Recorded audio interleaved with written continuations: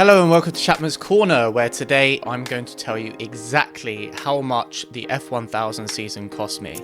Show me the money! Maybe you're thinking of getting into racing yourself, or maybe you're just really nosy. Either way, I will break down the total cost for each weekend, what that equates to over the full season, of course including all of that unexpected and unbudgeted cost as well. Spoiler alert, it's not pretty. So let's jump in.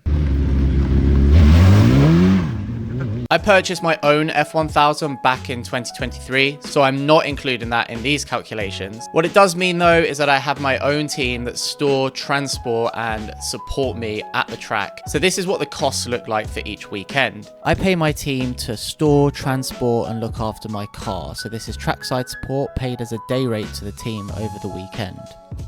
Next we have tyres, which can be an optional cost every weekend. Of course you need tyres, however you can make a set last 2 or 3 race meets, however you won't be competitive. It's about a 1 to 2 second difference, new tyres versus old.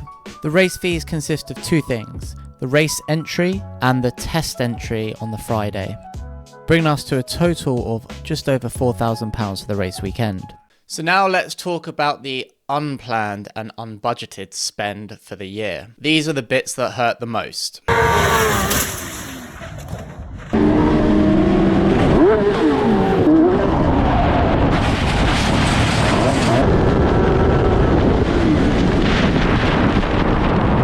I want to be clear, if you're thinking of getting into racing, you definitely need to plan for this. These cars are extremely temperamental. But Chapman, who's now out of the race. The engines are delicate. That's mental. Bear in mind that it's an engine designed for 2 wheels, not 4 slick tyres doing race starts. A season in F1000 has 6 race weekends, of which there are 3 15-minute races per weekend.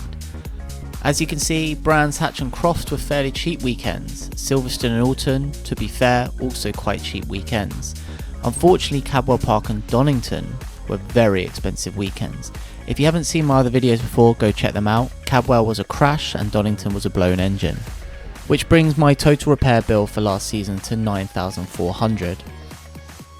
And finally, here are some of the upgrades that I made throughout the season. Some of these were mandatory by the manufacturer, some of them were optional. So the optional upgrades were the ECU and the wiring loom. I didn't need to replace the wiring loom, however I had some electrical issues and it made more sense to start from scratch and completely replace it.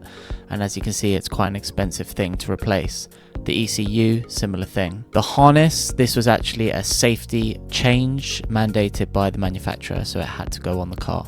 So to summarise the full season costs, we had budgeted around £25,000. Now that's 6 times the 4k per weekend, plus a little change. You then have to incorporate the repairs that I went through, which is nearly 10k. Now of course, if you're going to get into racing, just be a little bit more careful than I was and don't crash the car as often. This repair bill will hopefully be no more than half of this. And finally the upgrades. Now you're not going to change the ECU or loom every year. You should probably only ever do it the once.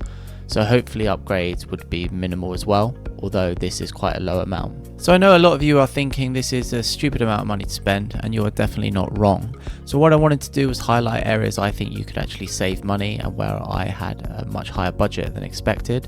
So in the budgeted spend, like I said, you don't need to buy new tyres every weekend. So you could probably save yourself 4k just from not having new tyres every weekend. That's what I did in my first season.